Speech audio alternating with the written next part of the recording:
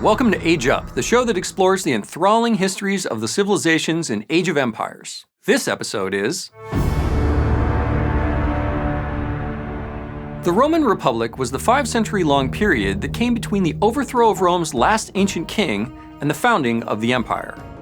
The Republic was not led by absolute rulers, but was instead governed by 2 elected consuls who appointed magistrates to advise them. These senators were chosen from amongst the patricians or upper-class Romans. One of the most famous patricians of the Republican age was this man, General Publius Cornelius Scipio. Scipio was the hero of the 3rd century BCE era conflict called the Punic Wars. This was the decades-long, bloody power struggle fought between the Romans and the Carthaginians for control of the Mediterranean. Who were the Carthaginians? Well, their city-state was founded by Phoenician seafarers in what is now called Tunisia on the north coast of Africa. The word Punic is a derivative of the name Phoenician, which means land of purple dye. You see, the Phoenicians were renowned for the crazy expensive pigment they made from the secretions of the tiny murex sea snail. It took thousands of these snails to create just a small amount of purple tint, and it was worth more than its weight in gold. The Romans prized Tyrian purple, as they called it, using it to color their ceremonial robes. Patrician men of the knightly class wore a toga with a single purple murex-dyed stripe, signifying their status as equites or horsemen. So it's kind of ironic that the Carthaginians, the people who were Rome's greatest threat, were also one of the biggest manufacturers of the purple dye that was a symbol of Rome's ruling class.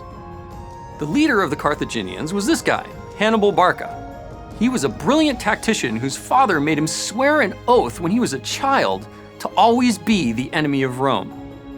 When Hannibal was in his early 30s, he crossed the Alps and into Italy with an army of war elephants, threatening to destroy the capital of Rome itself. Raiding party! He menaced Italy for the next 15 years, opposed by the wily Roman Publius Cornelius Scipio, who managed to capture the Carthaginian city of Carthago Nova, or New Carthage, in Spain. Now a consul, Scipio fought with the Senate about the best way to defeat Hannibal. Scipio's idea was to take the fight directly to the Carthaginians' base of power. Finally granted permission by his envious fellow patricians, Scipio was only granted a small number of soldiers for the invasion of Africa, but his ranks quickly swelled with volunteers eager to defeat Rome's bitter enemy. Hannibal was immediately recalled from Italy by his own government to face the Roman army on Carthaginian soil at a place called Zama. But Scipio had a cunning plan to defeat Hannibal and his tank-like elephant brigade. He ordered his centurions to blow these nearly 10-foot-long, G-shaped war horns called cornu.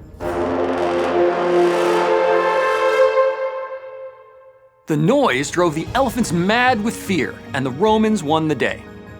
The honorable Scipio spared Hannibal's life, but the defeated Carthaginian general was eventually exiled by his own people, and later committed suicide while on the run from the Romans who still saw him as a threat. About 35 years later, the Romans sacked Carthage and pulled down its walls, either killing or enslaving all of its inhabitants. Thus, the Punic Wars, the Purple Wars, came to a final and brutal end. Some texts claim that the Romans plowed up the ground of Carthage and sowed it with salt to make it barren forever. And what about Scipio? Well, he was given the agnomen, or nickname, Africanus, in honor of his victory. But he died in self-imposed exile, furious at how poorly he had been treated by his fellow citizens, whom he considered to be a bunch of ingrates.